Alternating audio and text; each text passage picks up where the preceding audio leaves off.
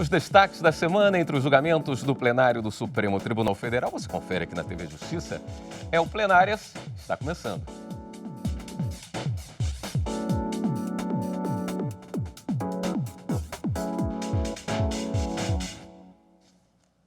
Hoje começamos com os principais momentos das sessões dos dias 12, 14 e 15 de setembro de 2022. A ministra Rosa Weber é a nova presidente do Supremo Tribunal Federal e do Conselho Nacional de Justiça, juntamente com o ministro Luiz Roberto Barroso como vice-presidente. Um dos grandes destaques da semana, sem sombra de dúvidas, que também teve julgamentos no plenário do Supremo, quarta e quinta, né, Karina? Exatamente. Por isso, 3 sessões plenárias, uma extraordinária na segunda-feira, para a posse da ministra Rosa Weber, e quarta e quinta, com um julgamento tema único no plenário do Supremo Tribunal Federal. Depois de quase 4 sessões discutindo um decreto de 2019 do presidente da República, os ministros chegaram ao julgamento final de 2 ações, uma ação direta de inconstitucionalidade e uma ADPF, que questionavam um decreto, como eu disse, de 2019, sobre o compartilhamento de dados no âmbito da administração pública federal e ainda criavam um cadastro base dos cidadãos e um comitê de governança e gestão desses dados. Que tipo de discussão era essa? O Conselho Federal da OAB é o autor de uma dessas ações e ele dizia que esse tipo de compartilhamento de dados que envolviam dados tanto de natureza pessoal como familiar, de trabalho e até mesmo envolvendo dados biométricos como a forma da pessoa andar, digitais, a íris dos olhos, enfim.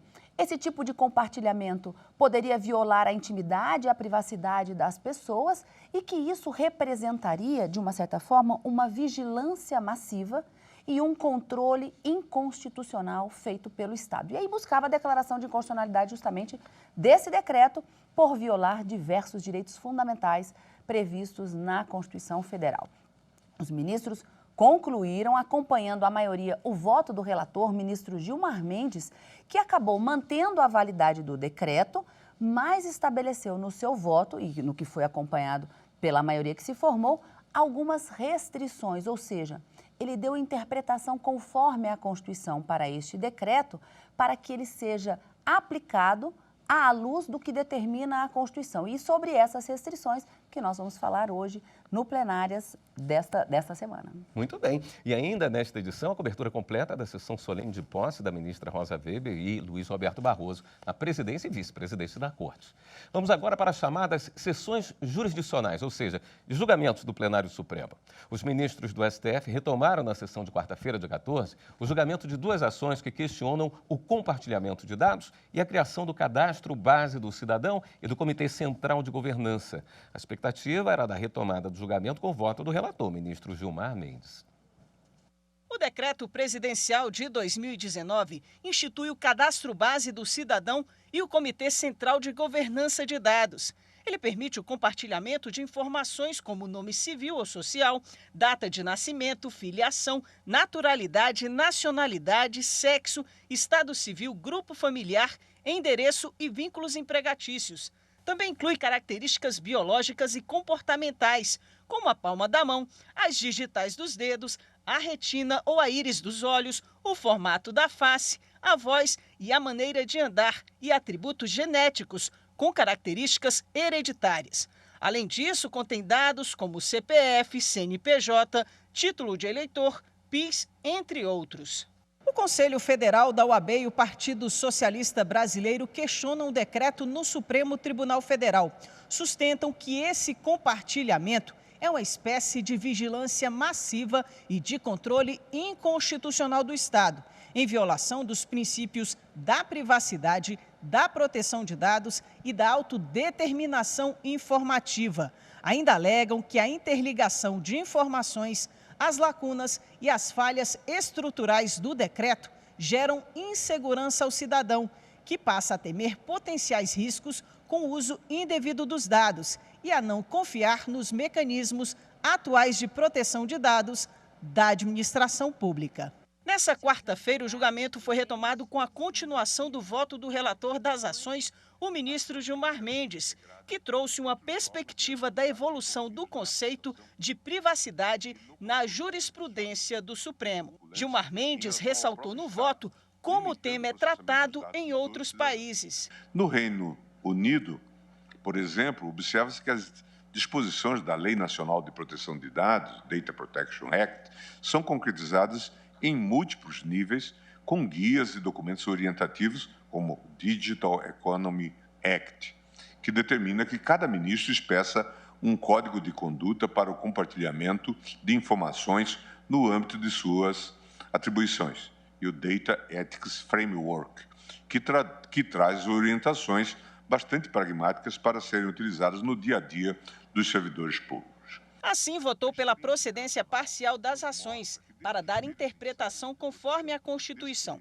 Para Gilmar, o compartilhamento de dados entre os órgãos da administração pressupõe que haja um propósito legítimo, específico e explicitado para o tratamento de dados e que seja limitado ao mínimo necessário para que atenda à finalidade informada, que haja publicidade entre as hipóteses em cada entidade governamental e compartilhe ou tenha acesso a banco de dados pessoais.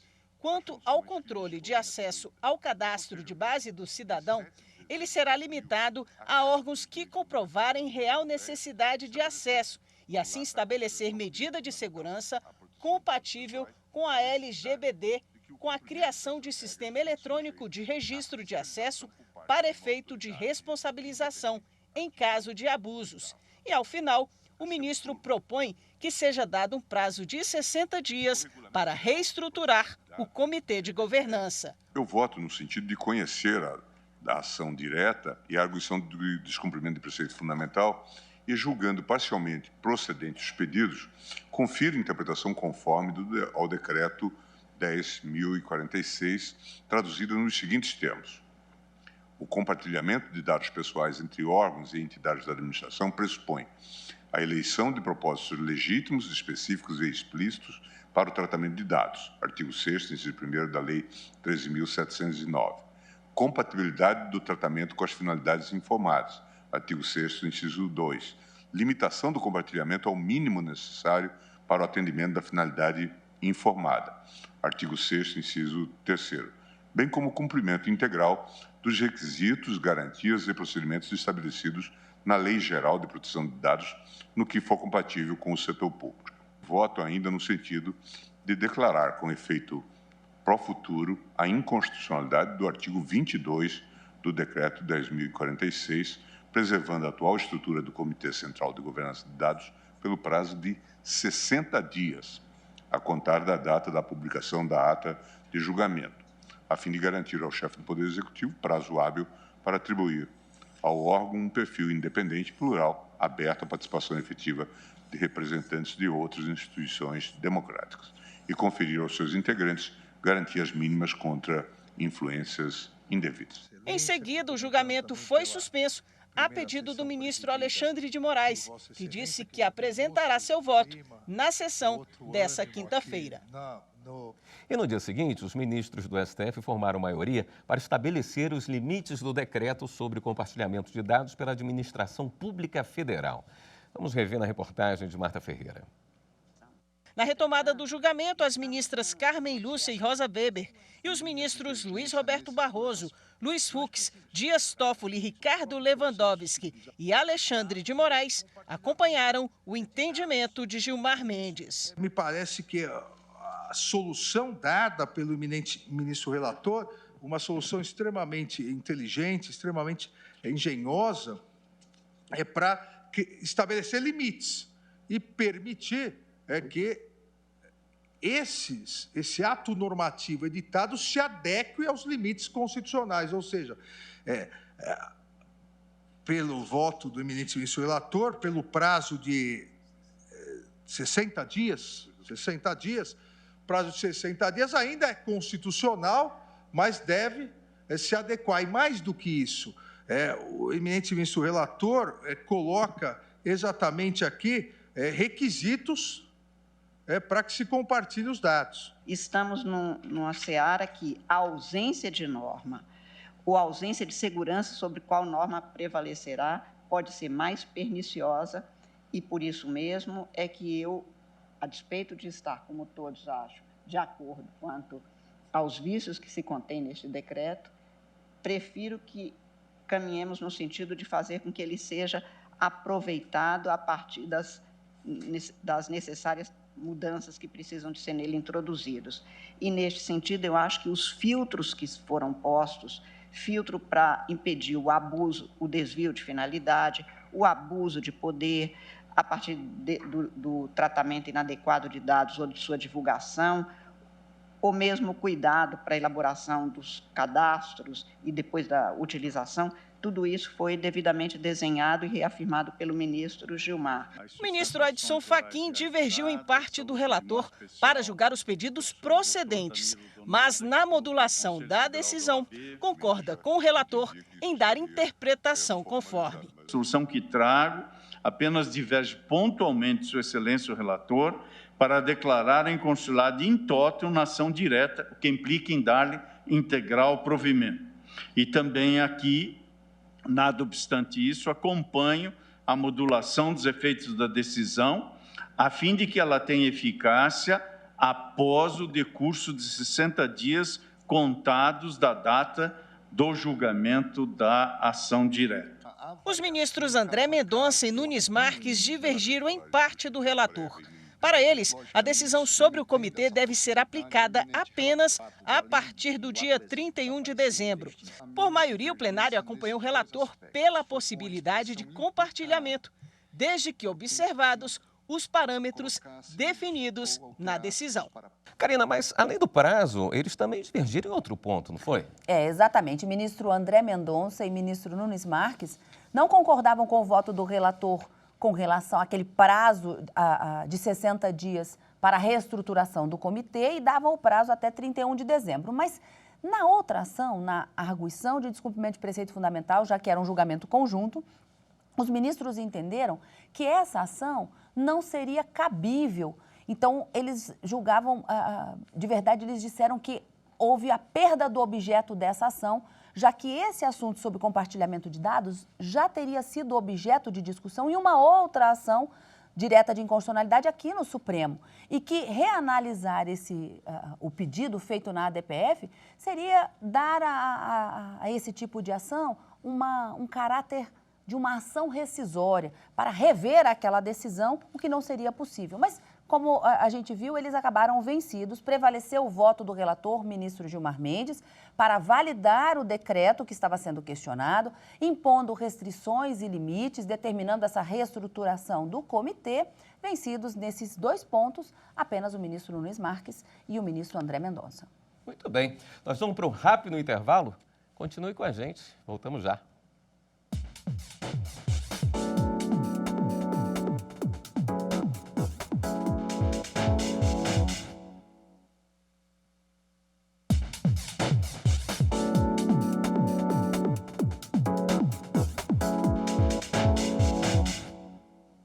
Estamos de volta com o Plenárias. Quinta-feira, dia 15 de setembro, é o Dia Internacional da Democracia, data criada pela Organização das Nações Unidas, a ONU. Na abertura da sessão plenária daquele dia, a presidente do Supremo Tribunal Federal, a ministra Rosa Weber, fez um discurso em defesa da ordem democrática e destacou que a democracia é um valor inegociável. Ela foi acompanhada por outros ministros da Corte que também se manifestaram. Considerando, em especial, que a defesa da jurisdição constitucional e da integridade da ordem democrática constitui o norte de nossa gestão, reafirma, neste 15 de setembro de 2022, a nossa fé no regime democrático consagrado em nossa Constituição, de que o Supremo Tribunal Federal tem a guarda por expresso comando do texto constitucional. Refletir sobre a democracia não constitui mero exercício teórico, mas necessidade inadiável que a todos se impõe. Não se resume ela, a democracia, reitero, a exaustão, a escolhas periódicas por voto direto, secreto e livre de governantes. Democracia é muito mais, englobando diálogo, tolerância e respeito às minorias, em especial as mais vulneráveis, cuja defesa está consolidada na jurisdição constitucional das liberdades, uma das funções mais relevantes e irrenunciáveis dessa Corte Suprema. Que saibamos todos defender a democracia enquanto valor inegociável e aperfeiçoá-la continuadamente, fortalecendo nossas instituições e o Estado democrático de direito. A democracia como o único regime que permite ao povo exercer exatamente o que é do povo, o poder, a soberania, a escolha dos seus representantes. E como Vossa Excelência bem disse, a democracia não se resume à escolha de tempos em tempos somente dos representantes. A democracia, ela significa mais do que isso. A democracia significa respeito às instituições, a democracia significa respeito aos direitos fundamentais, a democracia significa respeito à igualdade, a igualdade social, a democracia significa respeito à separação de poderes. Então, é muito importante lembrarmos hoje, 15 de setembro, a luta brasileira, todos os dias, pela consolidação e fortalecimento da democracia. Esse Supremo Tribunal Federal, como grande guardião da nossa Constituição democrática, e o Poder Judiciário como um todo, independente e autônomo, garantindo o Estado democrático de direito. Queria me associar a Vossa Excelência nessa comemoração do Dia da Democracia, que é o regime político que o Brasil optou e que é uma das maiores democracias do mundo e continua ainda atual. Aquele velho discurso de Abraham Lincoln, 16º presidente americano, em Gettysburg, quando dizia: a democracia é um governo do povo, pelo povo e para o povo. Daí a necessidade, daí a soberania popular para indicar os seus representantes, a defesa das liberdades, a defesa das igualdades. Inclusive, numa indagação que me foi feita, numa intervenção que vários colegas participaram, me questionaram como é que o senhor definiria a Constituição. Eu defino a Constituição como uma carta da dignidade, que tem íntima vinculação com a ideia de povo e com a ideia de democracia. Quanto mais se falar e se praticar a democracia, melhor em todo lugar. Acho que temos na democracia um direito fundamental, o direito de sermos livres e dignos num espaço construído com todo mundo. E, por isso, ter um dia dedicado a ela faz um chamamento exatamente a essa necessidade de estarmos com a presença do que significa a democracia na vida de cada um e de todas as pessoas. Queria, inicialmente, parabenizar Vossa Excelência pelas oportunas palavras relativamente ao Dia da Democracia. Nunca é demais exaltar este valor máximo da convivência social e, aliás, hoje também foi objeto de comemoração e de belíssimas palavras por parte do nosso presidente do TSE, o ministro Alexandre de Moraes. Vossa Excelência ressaltou muito bem a essencialidade desse valor, enfim, para o próprio processo civilizatório, e hoje todos aqueles que se debruçam sobre esse importante tema sabem ou dizem, assentam que, para além das distintas formas de Estado, das várias formas de governo e dos diferentes regimes políticos, o que importa mesmo, no que diz respeito à democracia, é a concretização, é a efetivação dos direitos humanos considerados nas suas várias gerações. Isto que é hoje a essência da democracia. Vamos voltar ao início da semana no plenário. A ministra Rosa Weber tomou posse na segunda-feira, dia 12, na presidência do Supremo Tribunal Federal e do Conselho Nacional de Justiça. O ministro Luiz Roberto Barroso é o novo vice-presidente da Corte. Cobertura de Renato Rosa. Os Dragões da Independência fizeram um corredor para a passagem das autoridades, que começaram a chegar por volta das 4h30 da tarde. Entre elas, a presidente do Superior Tribunal de Justiça, Maria Tereza de Assis Moura, o presidente do Superior Tribunal Militar, general Lúcio Mário de Barro Góes. No exercício da presidência do Tribunal de Contas da União, o ministro Bruno Dantas, o presidente da OAB, Beto Simonetti, o Procurador-Geral da República, Augusto Aras, ministros do governo, entre eles da Economia, Paulo Guedes, os presidentes da Câmara, Arthur Lira, e do Senado, Rodrigo Pacheco, 1.300 pessoas foram convidadas. A maioria acompanhou a posse por telões que foram instalados fora e dentro do Supremo. No plenário, o espaço foi ocupado por 350 pessoas, entre familiares de Rosa Weber, ministros e autoridades. O ministro Luiz Fux abriu a sessão. Declaro aberta a sessão solene destinada à posse da presidente e do vice-presidente do Supremo Tribunal Federal e do Conselho Nacional de Justiça. A banda do Batalhão da Guarda Presidencial e o coral Supremo Encanto tocaram o hino nacional.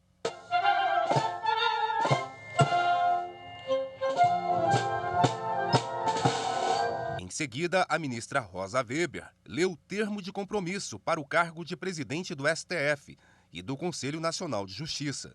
Prometo bem e fielmente cumprir os deveres do cargo de presidente do Supremo Tribunal Federal e do Conselho Nacional de Justiça, em conformidade com a lei e em conformidade com a Constituição e com as leis da República. Chegava o momento da troca de lugares na bancada entre o ministro Luiz Fux e, agora sim, a presidente Rosa Weber. A partir daí, a solenidade foi conduzida pela presidente da Corte. Na sequência, o ministro Luiz Roberto Barroso leu o termo de compromisso para o cargo de vice-presidente do STF e do CNJ. Prometo bem e fielmente cumprir os deveres do cargo de vice-presidente do Supremo Tribunal Federal e do Conselho Nacional de Justiça, em conformidade com a Constituição e as leis da República. A ministra Carmen Lúcia disse que Rosa Weber assume a presidência num momento difícil para o Brasil e o mundo. Vossa Excelência, ministra, não assume o cargo em momento histórico de tranquilidade social e de calmaria, política, econômica nem social. Bem diferente disso. Os tempos são de tumulto e de desassossego no mundo e não diferente disso no Brasil. Por isso, tanto mais é necessária a presença de pessoas com as extraordinárias qualidades de Vossa Excelência, de decência, de prudência e de solidez de posições, combinada com especial lianeza de trato. O Procurador-Geral da República destacou a competência da nova presidência. Em toda a carreira, vem honrando a justiça brasileira com sua estabilidade de espírito, dignidade de conduta e firmeza inabalável na defesa dos direitos da coletividade, da democracia e do respeito às instituições republicanas democráticas. É de se sublinhar o extremo zelo de Vossa Excelência pelos direitos e garantias fundamentais, mormente o devido processo legal. Alberto Simonetti, presidente do Conselho Federal da OAB, falou da importância da escolha de uma mulher para a presidência do Supremo. Desejamos que a presidência da ministra Rosa Weber no Supremo Tribunal Federal estimule a entrada de mais mulheres nos espaços decisórios dos poderes da República e na iniciativa privada. E a advocacia estará presente, pronta e à disposição para colaborar com a construção do futuro que queremos para o Brasil, norteado pela prevalência da Constituição Federal. Após o discurso, Rosa Weber, acompanhada dos filhos e do ministro Luiz Roberto Barroso, receberam os cumprimentos no Salão Branco do Supremo. No primeiro discurso como presidente do Supremo Tribunal Federal, Rosa Weber fez uma defesa enfática da independência do judiciário. A ministra deixou claro que o respeito à Constituição e a manutenção da democracia serão o eixo central de sua gestão à frente da Suprema Corte. Logo no início, Rosa Weber destacou a importância de um judiciário independente e seu respeito à democracia e à Constituição. Sejam as minhas primeiras palavras a de reverência incondicional à autoridade suprema da Constituição e das leis da República, de crença inabalável na superioridade ética e política do Estado democrático de direito, e de certeza de que sem um poder judiciário independente e forte, sem juízes independentes e sem imprensa livre, não há democracia. A nova presidente lembrou o bicentenário da independência e aproveitou para homenagear os brasileiros. Presto homenagem ao povo brasileiro que não desiste da luta pela sua real independência e busca construí-la a cada dia, com garra e tenacidade, a despeito das dificuldades, da violência, da falta de segurança, da fome em patamar assustador, dos milhares de sem-teto em nossas ruas, da degradação ambiental e da pandemia ainda não totalmente debelada que tantas vidas ceifou. E aqui minha solidariedade sempre a todos os que nela perderam amigos e parentes. Rosa Weber destacou que, assim como a independência, a democracia também exige um trabalho permanente e respeito às diferenças. Em uma democracia, maiorias e minorias, como protagonistas relevantes do processo decisório, hão de conviver sob a égide dos mecanismos constitucionais destinados, nas arenas políticas e sociais, à promoção de amplo debate com vista à formação de consensos, mantido sempre, no mínimo, o respeito às diferenças e às regras do jogo. A ministra salientou que as regras do jogo democrático estão estabelecidas na Constituição e é com base nelas que pretende comandar a Suprema Corte. Dessa diretriz, retiro o norte da minha gestão: a proteção da jurisdição constitucional e da integridade do regime democrático. Ou, mais simplesmente, a defesa da Constituição e do Estado Democrático de Direito. Rosa Weber foi firme ao defender o Supremo Tribunal Federal como guardião da lei maior do país. Vivemos tempos particularmente difíceis da vida institucional do país. Tempos verdadeiramente perturbadores, de maniqueísmos indesejáveis.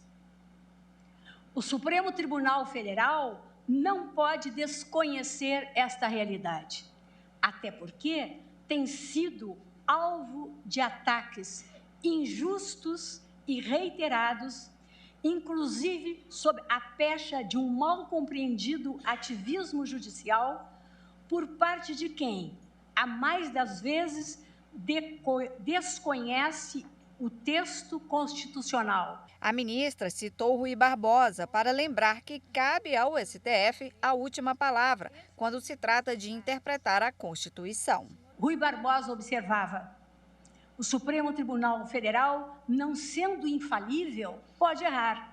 Mas a alguém deve ficar o direito de errar por último, de decidir por último, de dizer alguma coisa que seja considerada como erro ou como verdade.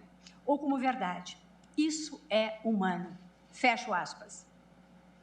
E de descumprimento de ordens judiciais, sequer se cogite em um Estado democrático de direito. E assim vamos chegando ao final de mais um Plenárias. Obrigado, Karina. Valeu, William. Encontro nosso marcado na próxima semana, então, na quarta e na quinta-feira, ao vivo no Direto do Plenário, com mais julgamentos aqui na Suprema Corte. Você acompanha o Plenárias aqui na TV Justiça, na Rádio Justiça e também pelo YouTube. Obrigado pela sua companhia e continue conosco aqui na TV Justiça.